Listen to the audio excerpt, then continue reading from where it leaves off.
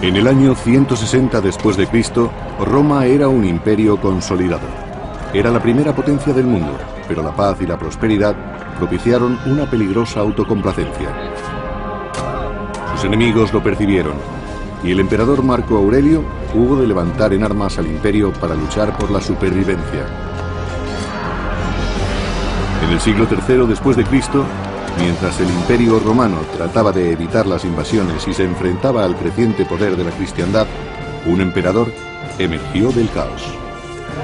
Su nombre, Trajano Decio, un líder que no dudó en recurrir a la guerra y a los dioses paganos. Eran muchos los pueblos que buscaban la destrucción de Roma. El Imperio Romano, la ira de los dioses.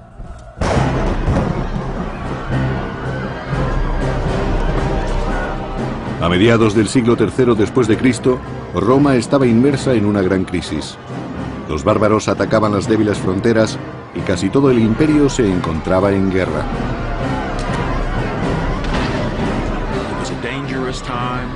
Fue una época de mucho peligro y tensión para el imperio. Los romanos no sabían qué hacer para que su gobierno les protegiera. Durante los últimos 200 años se habían acostumbrado a la paz y a la prosperidad. Desesperados, muchos ciudadanos romanos recurrieron a los dioses paganos para que les libraran de los peligros de la guerra. Pero muchos otros encontraron el consuelo en una nueva religión, el cristianismo. A mediados del siglo III, el cristianismo era la religión que más rápidamente se extendía por el Imperio Romano. Todavía no contaba con muchos fieles, solo unos cientos de miles, pero era la religión que más se hacía sentir. Los nuevos creyentes renunciaban a sus antiguos dioses mediante una ceremonia. Se describe en un catecismo del siglo II. Bautizad en agua viva. Pero si no tenéis agua viva, entonces bautizad con otra agua. Y si no podéis hacerlo en el frío, hacedlo en el calor. En el nombre del Padre, del Hijo y del Espíritu Santo. En este ritual de purificación, los romanos nacían de nuevo. Esta vez como cristianos. Creían que su Dios era el único y verdadero y rechazaban las religiones tradicionales. Al mantenerse fieles a esta fe, los cristianos tuvieron que arreglárselas para sobrevivir. Solo eran una minoría en la sociedad de aquella época. La mayoría de los ciudadanos del imperio no eran cristianos. Creían en la religión tradicional romana y en sus numerosas deidades. Los cristianos dependían de la buena voluntad del emperador para conseguir protección.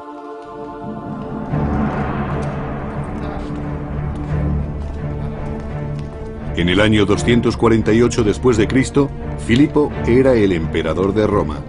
Fue uno de los líderes más tolerantes, pues recibió en palacio a muchos jefes cristianos. Filipo no era demasiado fiel a las tradiciones y dialogaba con personas muy diversas, incluso con los cristianos, aunque sabemos que él no lo era. Filipo no manifestaba un interés especial por la nueva religión, pero su general de confianza, Trajano Decio, la rechazaba radicalmente. La característica más destacable de la personalidad de Decio es que era extremadamente tradicional. Era un pagano convencido y tenía una visión casi mística de los valores romanos. Por eso rechazaba cualquier cosa que se considerase contraria a las costumbres romanas, pues las consideraba un grave peligro. Decio temía que el trato favorable de Filipo hacia los cristianos enfureciera a sus dioses. Eso empeoraría la crisis que se propagaba por el imperio. Los soldados romanos se amotinaban en Siria, Germania y Moesia, las modernas Bulgaria y Serbia. Una nueva tribu de bárbaros, los godos, había cruzado el Danubio adentrándose en el imperio. No era el mejor momento para enemistarse con los dioses.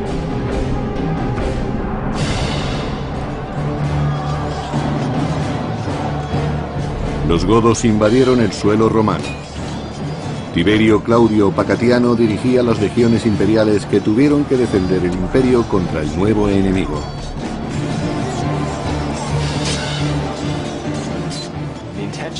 Los romanos eran conscientes de las intenciones de los godos y estaban preparados para defender el imperio, pero no pudieron prever la intensidad ni la duración de los ataques enemigos y tampoco imaginaban la extensión del territorio romano que sería invadida.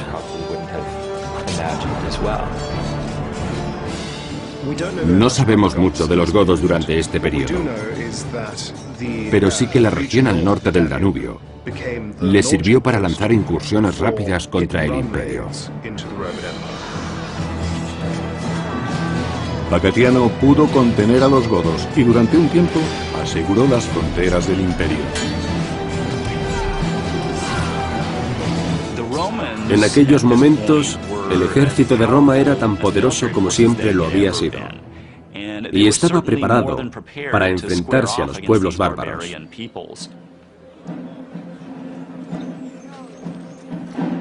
Pero en sus campañas, los soldados se cansaban de recibir órdenes de un lejano emperador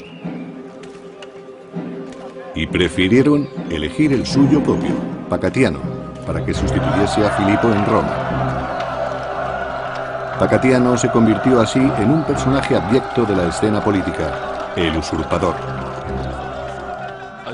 El usurpador es alguien que se convierte en emperador por medios ilícitos, o que accede al trono apoyado por el ejército. Al fin y al cabo, era el ejército el que nombraba y deponía a los emperadores. El Senado romano se limitaba a legitimar al emperador, reconociendo su derecho a gobernar. Pero sin la ayuda de los soldados, el emperador no podía durar mucho. Como usurpador, Pacatiano era consciente de que solo tenía el apoyo de las legiones. Era lo único que podía llevarle a ocupar el trono de Roma.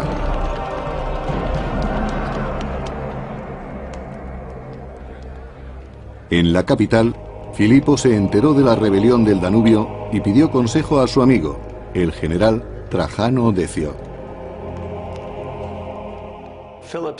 Filipo perdía el apoyo de los militares y su posición en el imperio se estaba deteriorando. Debía enfrentarse personalmente a la revuelta y tenía que hacerlo deprisa. Filipo acudió al Senado para pedir consejo, pero la mayor parte de los senadores tuvo miedo de manifestarse. Solo el general Decio dijo: dejemos que las cosas sigan su curso. En el Danubio, Decio trató de infundir confianza en Filipo, pero fue en vano. El emperador tenía motivos para estar preocupado. Filipo estaba intranquilo. Las legiones de Pacatiano, situadas al norte del Danubio, contaban con los soldados más duros y experimentados del Imperio Romano, y también con los mejores jefes. Filipo era consciente de la influencia de Pacatiano. Representaba una gran amenaza para él. El emperador Filipo confiaba plenamente en su general, Decio, y le mandó que atravesara los Alpes para llegar a Moesia. Esperaba que sofocase la sublevación.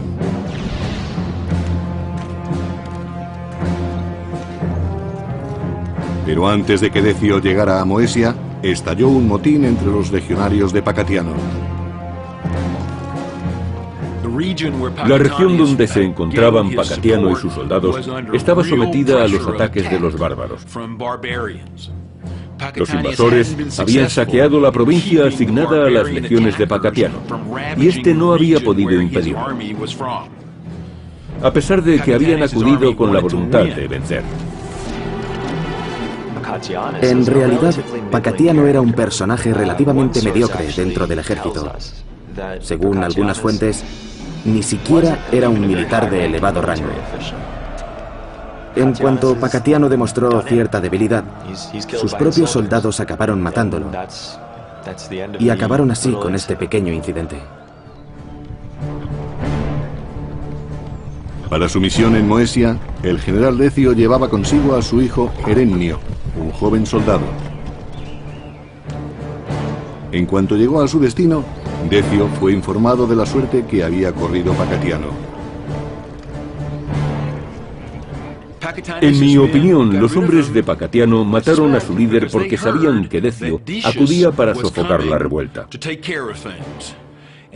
Trajano Decio había nacido en aquella parte del imperio y allí era muy conocido, especialmente por su dureza y por su capacidad.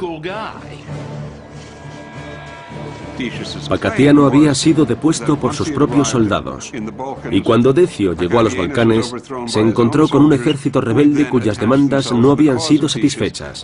Al final, estos soldados acabaron uniéndose a la causa de Decio. Después del asesinato de Pacatiano, Decio se hizo cargo de sus legiones.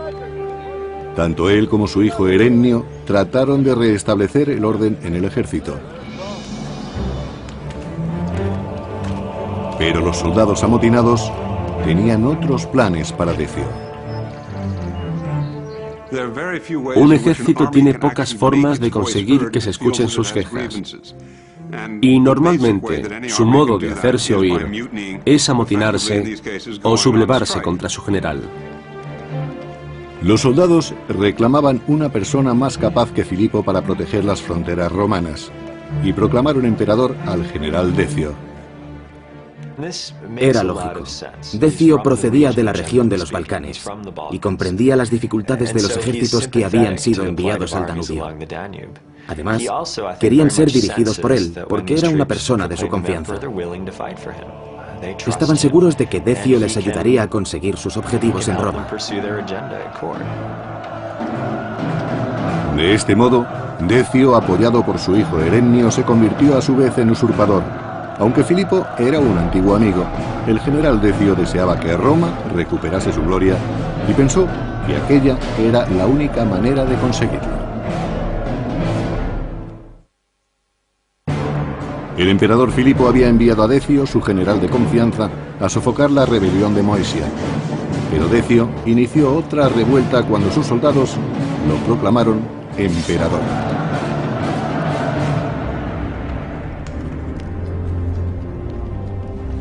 En Roma, el emperador Filipo era completamente ajeno a la traición de Decio y aguardaba que le comunicaran el final de la rebelión de Pacatiano. Filipo empezó a preocuparse cuando supo que Decio había sido proclamado emperador por las legiones del Danubio y comprendió que tenía que salir al paso de Decio cuando éste marchara hacia la península itálica. No podía quedarse en Roma si quería seguir siendo emperador.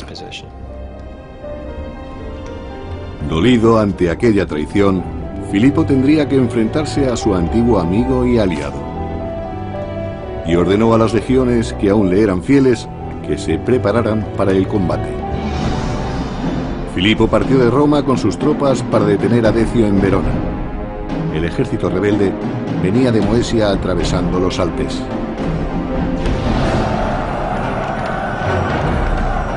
El emperador Filipo y el general Decio se enfrentaron en una sangrienta batalla.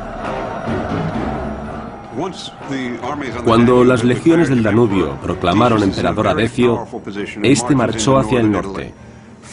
Filipo fue a su encuentro, pero su ejército era menos numeroso. Solo disponía de un par de legiones, la reserva estratégica del imperio. Era mucho más débil. Según Zósimo, cronista del siglo VI, los soldados de Decio confiaban en él por su habilidad y su prudencia, aunque el enemigo contaba con las fuerzas imperiales. La batalla se decidiría en el momento en que uno de los ejércitos flaqueara. El ánimo de los guerreros era fundamental en las batallas antiguas.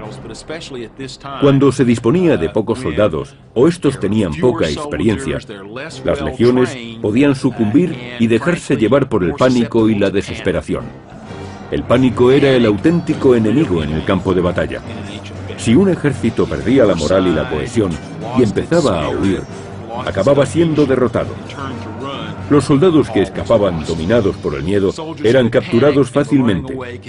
Enfrentarse a ellos no suponía ningún riesgo. Cuando los ejércitos se enfrentaron, Decio consiguió una victoria fácil. No conocemos los detalles precisos, pero sí las grandes diferencias que había entre los dos bandos. Filipo no tenía ninguna oportunidad. Filipo murió en la batalla de Verona cuando su ejército fue derrotado. Decio, antiguo general y confidente de Filipo, estaba ansioso por regresar a Roma, esta vez como emperador.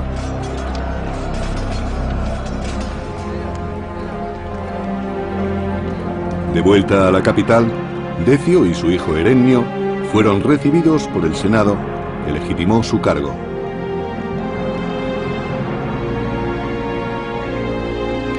Decio también creía que para restaurar la seguridad de Roma había que recuperar los valores tradicionales. Igual que les ocurría a otros muchos dirigentes, Decio pensaba que debían recuperarse las tradiciones y la religión pagana. Así regresaría a la gloria. La crisis a la que se enfrentaba el imperio, las numerosas guerras civiles y las campañas en el extranjero exigían que los romanos mantuvieran una buena relación con los dioses. Dispuesto a superar la crisis de los tiempos de Filipo, el Senado dio la bienvenida al severo gobierno de Decio y a los rituales paganos. La religión tradicional romana era un conjunto de rituales y sacrificios paganos. Y no adoraban a un solo dios, sino a las antiguas deidades de la mitología. Los romanos creían que los dioses los abandonarían si no mostraban respeto hacia ellos. Tenían que sacrificar animales para que su carne y su sangre les trajeran nueva vida. Pero los dioses debían de haberlos abandonado, pues Roma sufría los ataques de los bárbaros en casi todas sus fronteras. Se considera que el siglo III fue un periodo de crisis para Roma. El imperio ya no era la potencia de hacía unos años. Y el momento en que Decio accedió al poder era precisamente el peor de aquella crisis. Las fronteras seguían siendo una zona muy inestable. Los godos causaban estragos en las tierras fronterizas donde estaban derrotando a las legiones romanas. En las batallas antiguas era difícil combatir y el ruido era terrible. Era muy importante no salirse de la formación, porque cuando ésta se rompía, resultaba más difícil defenderse a uno mismo y a los de al lado. Si eso ocurría, el enemigo ganaba terreno y el combate podía convertirse en una masacre. Mientras, en las fronteras, ciertos pueblos trataban de invadir el imperio. Eran pueblos que hasta entonces se habían sometido al poder de Roma. Y los motivos de su rebelión todavía no se conocen con seguridad. Si no se ponía remedio, las fronteras del imperio se hundirían.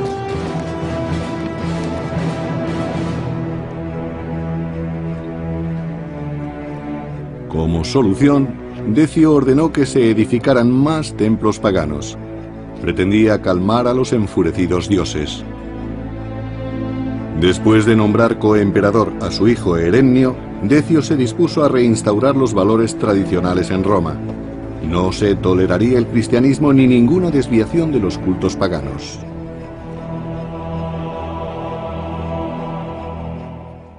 Los romanos creían profundamente en el poder del pasado.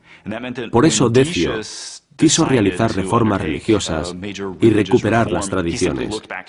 Debían comportarse como en otros tiempos. Si siempre habían hecho sacrificios, ahora volverían a hacerlos. El edicto de Decio recogía las normas que debían seguir los ciudadanos romanos y, según una de ellas, todos acudirían a los templos para ofrecer sacrificios a los dioses. La religión romana tradicional se manifestaba principalmente por medio de unos rituales. Y se trataba de unos rituales muy sangrientos, en los que se ofrecía la vida y la muerte. Para mostrar respeto hacia los dioses y compartir con ellos la esencia de la vida, había que matar un animal y después cocinarlo. Desde el punto de vista de los romanos, los sacrificios eran un ritual imprescindible. Así mostraban su devoción a los dioses y estaban en paz con ellos. El emperador Decio exigió que todos los romanos participaran en los ritos, independientemente de su religión. Todas las personas que realizaran un sacrificio obtendrían un certificado. Y para que nadie escapara, Decio utilizó el sistema de recaudación de impuestos. Así se aseguraba de que todos realizaran sus sacrificios delante de testigos. Aquel que no tuviera el certificado del sacrificio se arriesgaba a ir a prisión o incluso a la pena de muerte. Eso era un problema muy grave para los cristianos. ¿Qué les ocurriría si se negaban a hacer el sacrificio? Aquello suponía desobedecer una orden directa del emperador. A los ciudadanos de Roma, cristianos o paganos, les aguardaba un futuro incierto.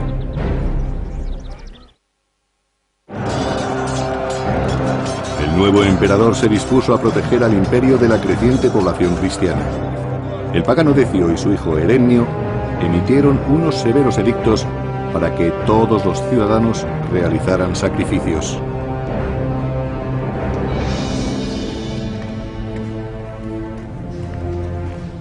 El emperador Decio decretó que todos los cristianos debían ofrecer sacrificios a los dioses paganos, aunque su religión se lo prohibiera.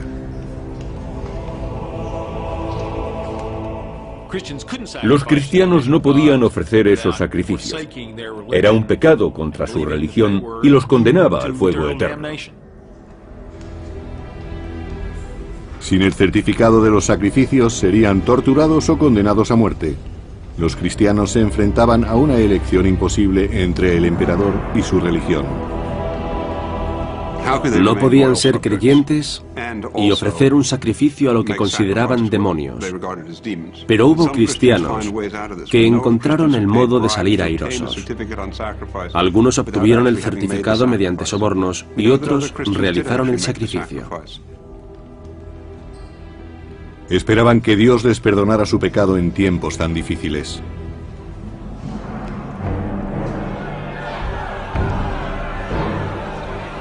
Pero no todos los cristianos obedecieron el edicto de Decio.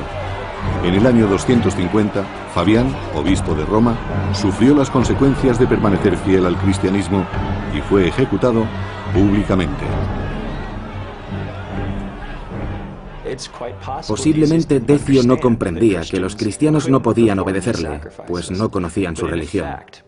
Exigió que todos los ciudadanos romanos realizaran sacrificios, y los cristianos no estaban excluidos. Pero la pena por no realizar los sacrificios era muy severa. En muchos casos el castigo era la muerte.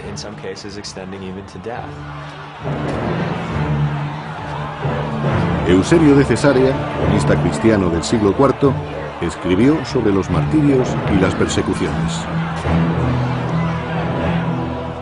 Estoy admirado por su perseverante valor, pues manifiestan abiertamente la profesión de su fe. Los mártires no flaqueaban, sino que alzaban sus ojos y no temblaban ni tenían miedo. Lactanio, cronista del siglo III, criticó duramente al emperador.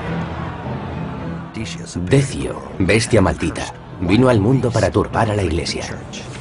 ¿Quién, sino un loco, condenaría una religión? Conforme aumentaba la represión, muchos cristianos no tuvieron las mismas fuerzas que los mártires y prefirieron someterse y conservar la vida.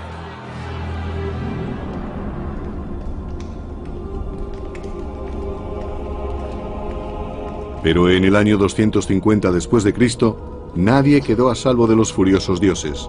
En poco tiempo, una peste mortal e incontrolable asoló el imperio. No sabemos mucho sobre aquella peste. No se sabe de qué clase era, si era la peste bubónica u otra diferente. Ni siquiera los inocentes pudieron escapar del azote de la terrible plaga.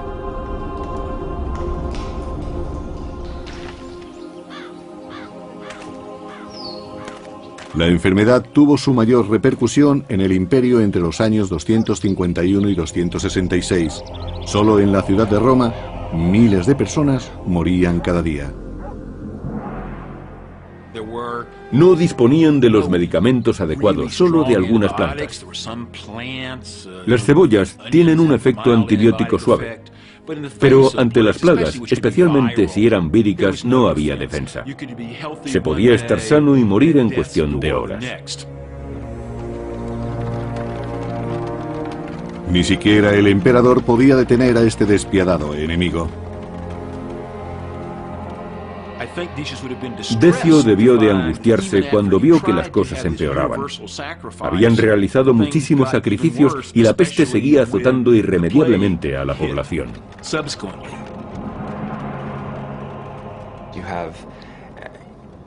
Había cadáveres en descomposición y extremidades por todas partes.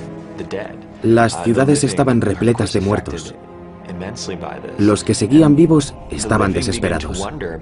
No sabían qué sería de ellos ni del imperio, ni cuál era la causa de sus penalidades.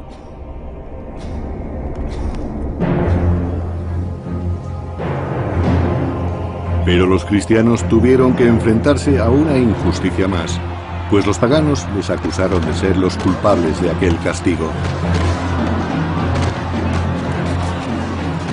Naturalmente, necesitaban encontrar culpables, y lo más fácil era acusar a los cristianos. Es muy posible que las persecuciones se intensificaran a causa de la peste.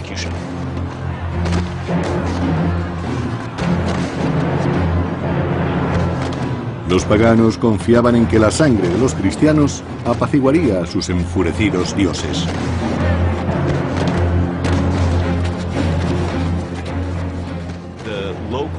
Los romanos decidieron volverse contra los ciudadanos que no seguían las tradiciones, y literalmente los mataron uno tras otro. Los perseguían por todos los territorios del imperio, y cuando los encontraban, los llevaban a juicio y los ejecutaban. Las persecuciones debilitaron muchas comunidades cristianas. Incluso la comunidad de Éfeso, en la moderna Turquía, fue testigo de esta violencia desproporcionada. Según relata el cronista del siglo XIII, Jacobo de Vorágine, cuando Decio llegó a Éfeso, ordenó a los cristianos que hicieran sacrificios. De lo contrario, serían condenados a muerte. Había 7 cristianos que no querían obedecer, y Decio les impuso un cruel castigo. Está descrito en los manuscritos medievales cristianos y musulmanes. Decio los metió en una cueva y la selló con rocas.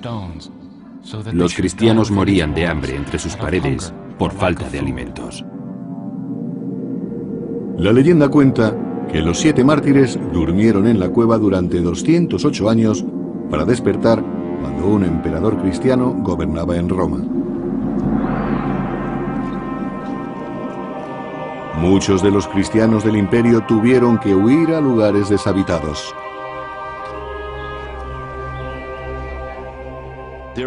Hubo personas que intentaron escapar del martirio mediante la huida.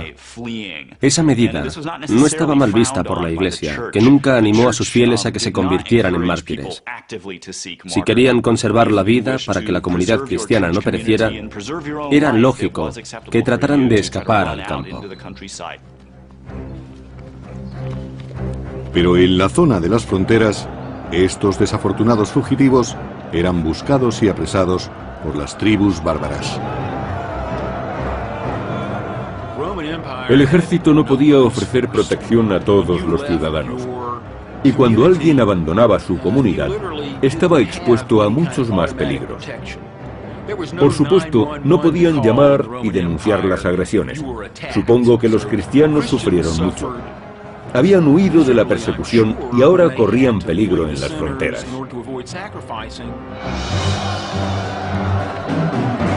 El cronista cristiano del siglo IV, Eusebio de Cesarea, relata la huida de un cristiano.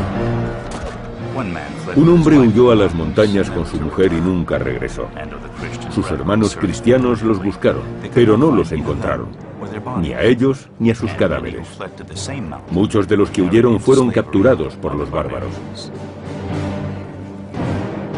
El imperio parecía estar todavía más desorganizado que cuando Decio accedió al poder. Los dioses enfurecidos, la peste y los ataques de los bárbaros eran una grave amenaza para el futuro del mundo civilizado. Los soldados se desanimaban angustiados por la incertidumbre y los invasores seguían amenazando las fronteras de Roma. En el año 250 después de Cristo, los godos cruzaron de nuevo el Danubio e invadieron la provincia romana de Moesia.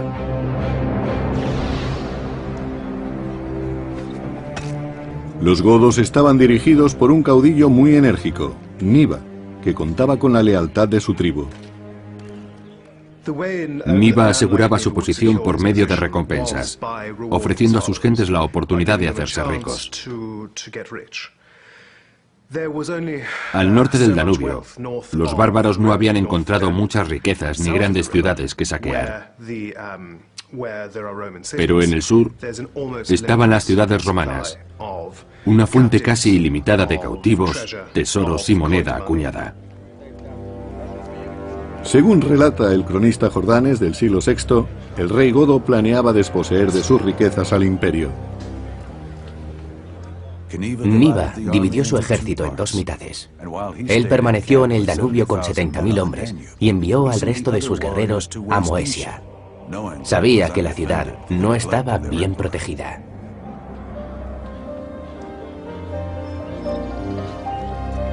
En Moesia, los ciudadanos romanos no estaban prevenidos y fueron sorprendidos por el violento ataque de los godos.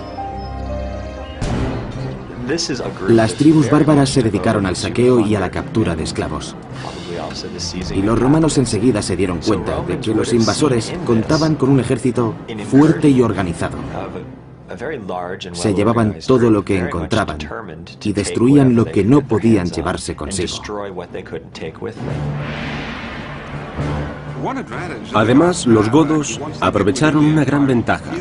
Disponían de un excelente sistema de carreteras a lo largo del Danubio. Estas conducían a las ciudades y los bárbaros pudieron saquearlas fácilmente y llevarse el botín al norte.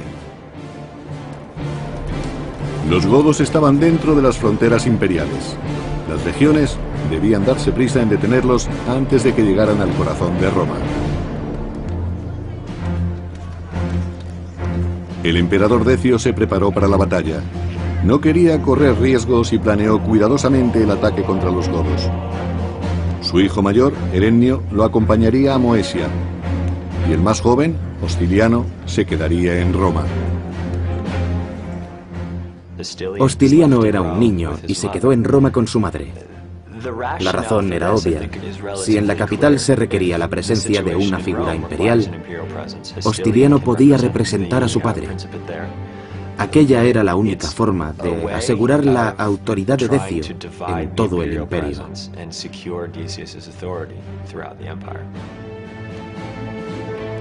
Si Decio y Herennio no sobrevivían a la batalla, todo el peso del imperio recaería en los hombros del joven Hostiliano.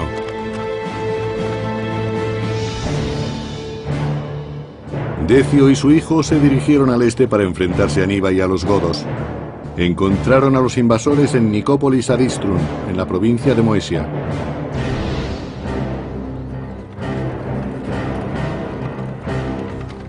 En las afueras de Nicópolis, el rey Niba y sus guerreros se preparaban para sitiar la ciudad romana. Niba era un gran estratega, pero sus objetivos eran simplemente atacar, saquear y retirarse. Y no tenía planes más ambiciosos para Roma. La capital del imperio no era más que otra ciudad en la que podría conseguir un valioso botín. Decio y Erenio salieron al paso de los godos justo antes de que estos llegaran a Nicópolis. En los antiguos combates, los romanos y los bárbaros se veían cara a cara con su oponente. Estaban delante de la persona a la que trataban de matar. Las batallas no solían durar demasiado tiempo, pues los atacantes se fatigaban enseguida. Después del primer enfrentamiento, los combatientes acababan agotados. Jordanes, cronista del siglo VI, describió la derrota de Niva. Cuando Decio se acercaba, Niva, con un ejército todavía fuerte, se retiró a la región de los Balcanes, que no estaba lejos.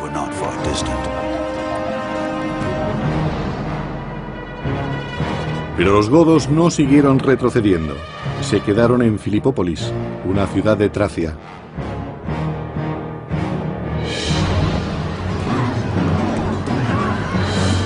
Los godos saquearon las tierras que rodeaban Filipópolis y raptaron a las mujeres romanas para venderlas como esclavas. Los godos estaban bien organizados. Su rey no llevaba al combate a un pequeño grupo, sino que dirigía un ejército relativamente grande de miles de guerreros. Eso los diferenciaba de anteriores invasores germánicos. La situación era comprometida para los romanos.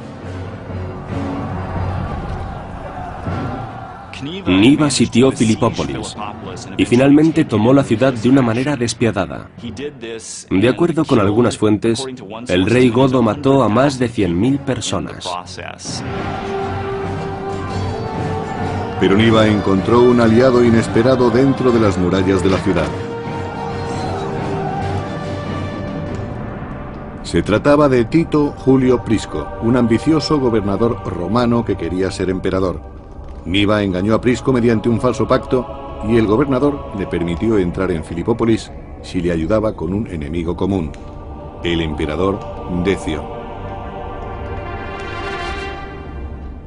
Tanto Prisco como Niva querían deponer al emperador romano. Prisco pretendía hacerlo desde el interior y Niva en los territorios que rodeaban la ciudad. Prisco y Niva hicieron un trato que se incumplió. Prisco aseguró que su gente se rendiría si los godos le liberaban de aquellos que apoyaban a Decio, y Niva los aceptó. Los dos jefes, el godo y el romano, sellaron el trato en una ceremonia.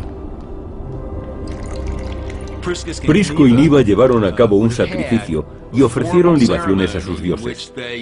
Con esta ceremonia demostraban que serían fieles al pacto y juraban ayudarse mutuamente. Los sacrificios y libaciones eran un modo de sacralizar su acuerdo. De esta manera, su fidelidad estaría garantizada por las deidades. Pero Niva mintió. Prisco no se dio cuenta del engaño. Los godos se apoderaron de todo lo que encontraron, bienes y cautivos, y se deshicieron del resto. El emperador Decio había conseguido que los godos retrocedieran, pero en el año 250, Niva engañó a un gobernador romano para que rindiera su ciudad. Aquello provocó un enfrentamiento con Decio y su ejército. Después de que los godos saquearan y abandonaran Filipópolis, el emperador Decio persiguió al rey Niva hasta Abritus, en la Moesia romana.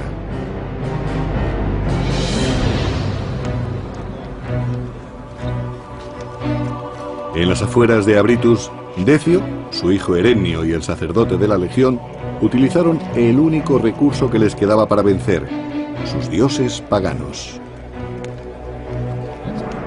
Decio sabía que iba a ser la batalla más importante de su vida. Así que hizo todo lo posible por conseguir el favor de los dioses y realizó un sacrificio. Cuando el humo del altar subió a los cielos, nadie pudo dudar de que el emperador había hecho cuanto podía para ganar aquella batalla. La victoria de Roma estaba en manos de los dioses. El cronista del siglo VI, Jordanes, recuerda el lugar donde se celebró el sacrificio, en las afueras de la actual ciudad búlgara de Razgrad. Se le conoce como el altar de Decio, porque allí realizó sacrificios a los dioses antes de la batalla. Si Decio quería devolver la estabilidad a Roma, debía obligar a los godos a cruzar el Danubio hacia el norte.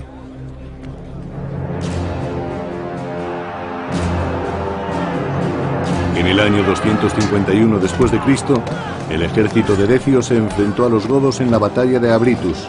El terreno era húmedo y muy complicado para el ejército romano, que fue derrotado por los bárbaros. Supongo que Decio creía que iba a acabar con Niba. Pero en cambio Niba lo sorprendió, pues había guerreros ocultos en las marismas. Después le sobrepasó en las maniobras, pues luchaban en un campo de batalla al que no estaban acostumbrados los legionarios romanos. Los godos superaron muy pronto al ejército de Decio. El cronista del siglo VI, Jordanes, nos recuerda la gran derrota del emperador. En la batalla, los godos atravesaron a Erenio con una flecha que le produjo la muerte. Su hijo, Erenio Etrusco, fue alcanzado por una flecha y murió en el campo de batalla. Sin embargo, Decio no flaqueó en ningún momento.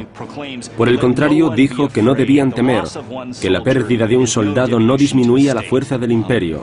Intentó no hundirse tras la pérdida de su hijo. Decio desmontó de su caballo y se dispuso a combatir, pero esta vez sus dioses no podrían salvarle. Según Zósimo, erudito bizantino del siglo VI,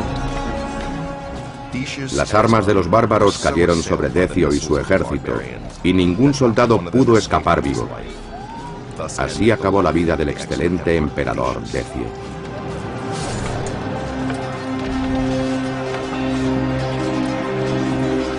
Decio fue el primer emperador de Roma que murió a manos de un ejército bárbaro. Los romanos se dieron cuenta de que el imperio estaba fuera de control. La muerte del emperador tuvo muchas consecuencias. Además, no se trataba de un emperador cualquiera. Decio fue uno de los dirigentes más capaces de Roma. Por primera vez en mucho tiempo, los romanos habían dejado de sentirse seguros frente a otros pueblos. Según algunas fuentes, nunca se encontró el cuerpo del emperador. Lactanio, cronista cristiano del siglo IV, describe el final de Decio. Quedó expuesto a las bestias y a las aves silvestres, que lo devoraron. Un final apropiado para un enemigo de Dios.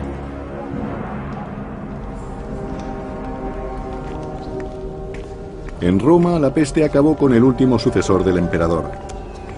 Hostiliano, heredero de Decio, murió poco después que su padre.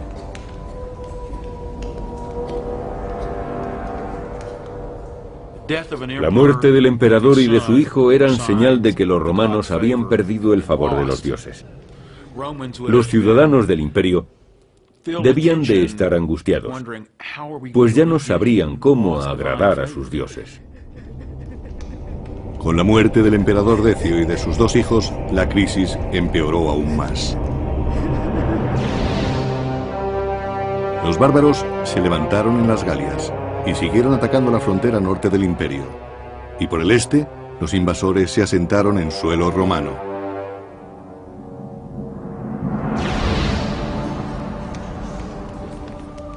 La comunidad cristiana siguió creciendo a pesar de que se intensificaron las persecuciones. Decio también había fracasado en su intento de acabar con el cristianismo. En las décadas posteriores solo hubo otro intento de represión. Y a continuación, durante más de 40 años, la Iglesia cristiana pudo prosperar en libertad. Más de un siglo después, en el año 380, el cristianismo se convirtió en la religión oficial del Imperio Romano. Una merecida recompensa por su fe y su valor, según Eusebio de Cesarea, cronista del siglo IV. Cualquiera que examine la historia comprobará que todos los que han actuado con paz y justicia han saboreado el dulce fruto del éxito.